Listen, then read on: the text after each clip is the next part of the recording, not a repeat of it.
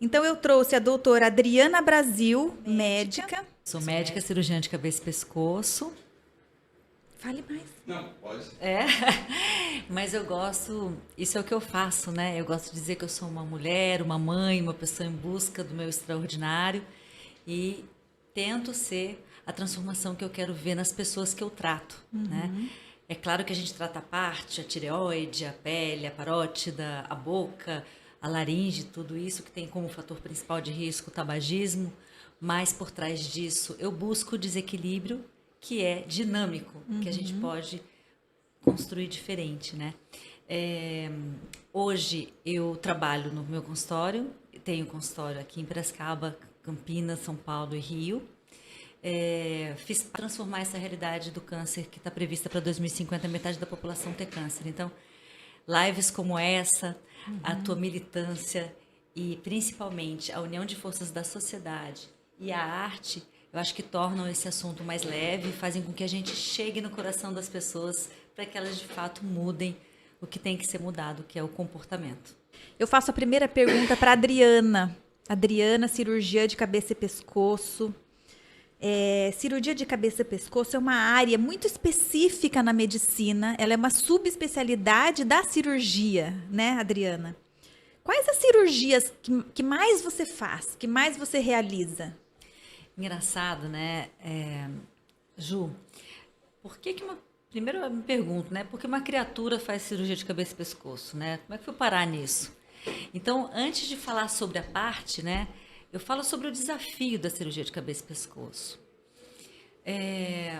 Foram, para mim, os mais marcantes pacientes, porque como as patologias estão no rosto, eles passaram por uma transformação que veio da dificuldade de tratar a doença. Então, o que me levou a fazer cabeça e pescoço foi justamente a capacidade que uma pessoa tem, muitas vezes, de superar uma transfiguração, uma desfiguração facial, uma perda de mandíbula, uma perda de língua, uma perda de voz, que é a nossa expressão no mundo, né? O quanto que um ser humano, pela vida, seria capaz de se adaptar. E com essa adaptação, não só desenvolver resiliência, mas também, de fato, provocar uma transmutação, uma reconfiguração na vida. E todos os meus pacientes me falam, eu sou melhor agora do que eu era antes. Então, eu acho que de todas as especialidades em oncologia, a cirurgia de cabeça e pescoço é aquela que dá o choque mecânico maior, né? Então, o que a gente trata? Desde os tumores de tireoide, que são pouquíssimo agressivos, né? Tumores de pele, que também só tem avanço loco-regional, só não tem metástase à distância, até tumores mais agressivos, mais complexos, como tumores de língua, tumores de laringe, tumores de base de crânio, que a gente opera também, seios maxilares, fossa craniana média, enfim, linfomas, biópsias que a gente faz também para o pessoal que faz o tratamento de quimioterapia. Então, normalmente, quem nos encaminha os pacientes são as outras especialidades que acompanham o paciente, e esse paciente apresenta ou um nódulo no pescoço, ou um nódulo na tireoide, ou uma ferida na língua, ou uma rouquidão, ou lesões de pele, enfim. E aí ele acaba fazendo muitas vezes uma longa jornada até chegar ao cirurgião de cabeça e pescoço. Por isso que essa sua pergunta é tão importante, porque muitas vezes se o paciente sabe disso, às vezes ele vai direto. E às vezes ele economiza 8, 9 meses, um ano. Então, a média do quanto as pessoas ricocheteiam entre outros especialistas, na minha especialidade, é 6 a 8 meses antes de chegar até o cirurgião de cabeça e pescoço. No Brasil, nós somos 1.000 e pouco. No Brasil todo. É uma especialidade rara. Dri, e a cirurgia de cabeça e pescoço, eu acho que ela é essencialmente, eu diria, para correção, né, para a cura, né, buscar a cura de um tumor, de um câncer, né? Existe causalidade com o tabagismo? Porque a gente sabe que tabagismo, né, o cigarro, provoca câncer. Todo mundo sabe disso, né? Existe realmente uma relação de causa e efeito nas doenças que você vê?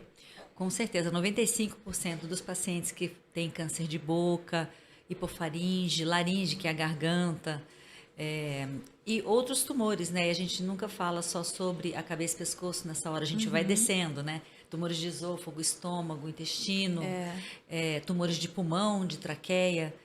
Esses tumores todos estão relacionados com o tabagismo e com o alcoolismo. E a gente tem outros fatores de risco associados também, como má higiene oral e baixo nível socioeconômico. Então, reforçando aquele conceito que a gente trouxe no início, né?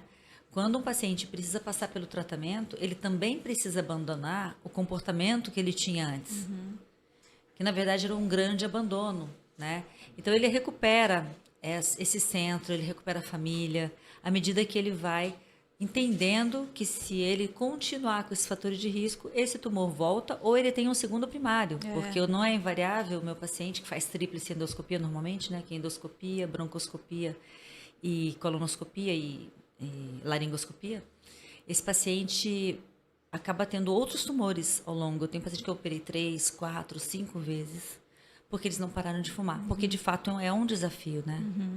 Sim, sem dúvida. É quando a pessoa para de fumar, faz o tratamento, abandona o tabagismo, ela tem alguma melhora? Ela reflete positivamente nas doenças que ela já teve, hein, Adriana?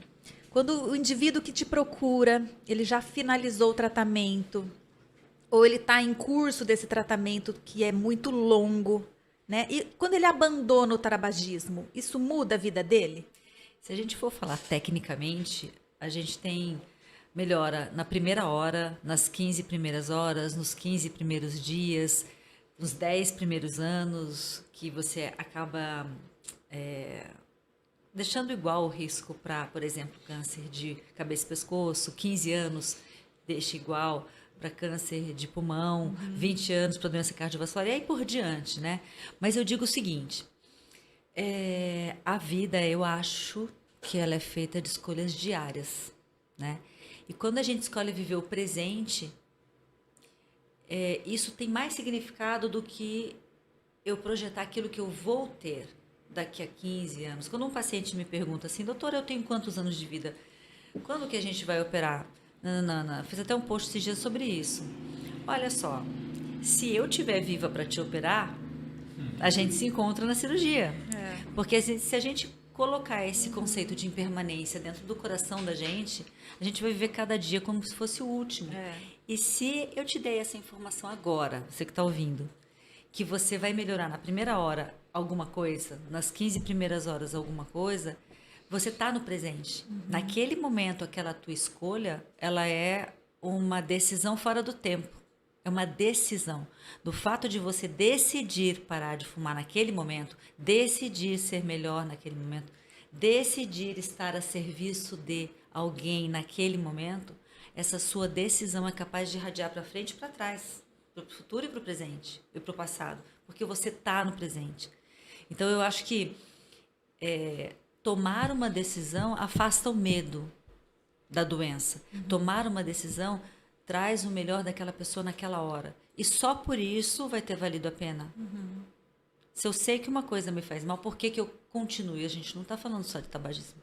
A gente está falando de alimentação, a gente está falando do sedentarismo, a gente está falando das relações tóxicas, a gente está falando das 5 pessoas que a gente escolhe para conviver. A gente está falando dos pensamentos, dos devaneios, dos hábitos, do dia, como eu acordo, como eu vou dormir, se eu sou grato, se eu não sou. A gente está falando de tudo isso. Um ser que decide de forma positiva, ele já está ganhando pela própria decisão. Me pergunto o que é difícil. Para mim, difícil é você não ter vitalidade. Para mim, você não ter conexão com Deus é difícil. Para mim, você se relacionar com pessoas que não fazem o menor sentido é difícil. Então, quando a gente propõe mudança de comportamento, não acredita na gente lá só porque a gente é médico, não. Experimenta. Uma pessoa que experimentar 15 dias de um bom hábito, ela vai achar difícil o contrário daquilo. Por que que a gente experimenta fumar, beber, comer embutido, enlatado, salgadinho, beber demais, essas coisas? Porque existe uma indústria para vender isso. Que está visando lucro. Além de tudo, você é o alvo de uma indústria. Então, na verdade, você aprende isso porque tem alguém ganhando dinheiro com isso. E a gente está falando de remédio também, né? Claro. Bri, legal. olha o que eu vou te perguntar. A gente falou aqui de doenças, de câncer, né? Existe como a gente conhece as coisas que fazem mal. Nós conhecemos as coisas que fazem mal para a nossa saúde, né? Quais são os fatores de risco que são modificáveis? Aquilo que você consegue fazer para prevenir. Eu não quero ter um câncer. Você veio me falar aqui em 2050, metade das pessoas vão ter câncer. Pelo amor de Deus. Como é que eu vou prevenir? Eu não quero ter. O que eu faço? Você sabe que muita gente me procura no consultório para falar o seguinte: eu quero fazer um teste genético para saber quais são os cânceres que eu posso ter. Aí eu falo assim, olha, a gente pode fazer, só que isso é responsável só por 20% do teu destino. 80% do teu destino são os pilares da vitalidade. Eu, inclusive, fiz uma mentoria, hoje eu tenho uma mentoria para as pessoas entenderem pilar por pilar. São alguns pilares da saúde. Então, já foi até visto pela neurofisiologia, PNL, essas coisas que quando você fala que a pessoa não pode fazer uma coisa, que aquilo faz mal, isso tem pelo menos 5 vezes menos efeito do que você oferecer a ela um sonho, algo que a deixe num patamar melhor do que ela está. Então, até as campanhas de tabagismo entenderam isso, né? Quando você coloca no rótulo e tal, aquilo tem gente que fuma até mais. Então, a mensagem que a gente dá hoje é o seguinte: o que você pode fazer para você ter mais saúde como um todo? Em oncologia, em cardiovascular, porque todos os fatores de risco são os mesmos. E pasmem, para o Covid também. Então, primeiro, vamos começar do mais simples. Água, tomar água. 2, vitamina D, tomar sol. Ai, mas esse negócio de saúde extraordinária é para rico. Gente, água e sol, todo mundo pode. Terceiro, todo mundo pode dormir. Dormir 8 horas por dia. Não estou falando de 4, não estou falando de 6, que os médicos dormem menos que 6. Eu não estou falando mais que 8. Dormir demais também é ruim. É dormir 8 horas. Não acreditem em mim. Façam essas 3 coisas. Em 15 dias vocês serão outros. Quarto, aí a gente vai começando a complicar, né? Exercício físico. Então, sabe-se que mais de 3 vezes é melhor do que 3 vezes. Então, quem faz 6 vezes por dia é melhor do que quem faz 3 vezes por dia. Alimentação rica em vegetais, frutas, verduras, mais rica em proteína e oleaginosas do que em carboidratos. Então, as dietas baixas em carboidratos são melhores, né? A gente entendeu isso também. Agora, todo mundo fala assim, mas é muita coisa para mudar. Existe uma dica que, se você ficar com essa dica para o resto da sua vida, você vai entender o que nós estamos falando, que é consistência. Você tem que entender o que você consegue fazer minimamente todos os dias, que você nunca vai falhar, mesmo no seu pior dia. Se você colocar que você vai ter que malhar 1 hora por dia, isso não vai acontecer, certo? Mas se você falar que pelo menos 10 minutos de agachamento você vai fazer na sua casa, você já fez alguma coisa. Se você colocar, eu não consigo tomar 6 copos d'água, mas pelo menos 3 eu vou tomar quando eu acordar, num dia ruim, maravilha. Eu não consigo dormir 8, mas eu nunca vou deixar de dormir pelo menos 6. E assim por diante. Então, você tem que fazer um modelo mínimo que te dá o mínimo de sanidade, o mínimo de discernimento, o mínimo de equilíbrio para te trazer de volta para o eixo. Porque, invariavelmente, qualquer doença é sobre desequilíbrio, é sobre desalinhamento, é sobre desconexão com algo que é divino, que não está fora, está dentro. Então, eu acho que isso mudou meu jogo. Eu fiz uma transformação pessoal há 3 anos, no 5º amigo que eu perdi por Covid. E a gente não tinha vacina, a gente estava no front e não tinha remédio. A gente só sabia que quem tinha boa imunidade vivia. Aí, quando o 5º amigo meu morreu, eu falei, eu não vou não, né? Falo de prevenção já há 20 anos, mas será que eu estou fazendo em mim? E nessa história, só com essas pequenas dicas, eu emagreci 14 quilos, passei a fazer exercício físico, voltei a dormir. Então, assim, tudo que eu estou falando aqui, eu experimentei em mim. Então, não acredite, teste. Muito bem.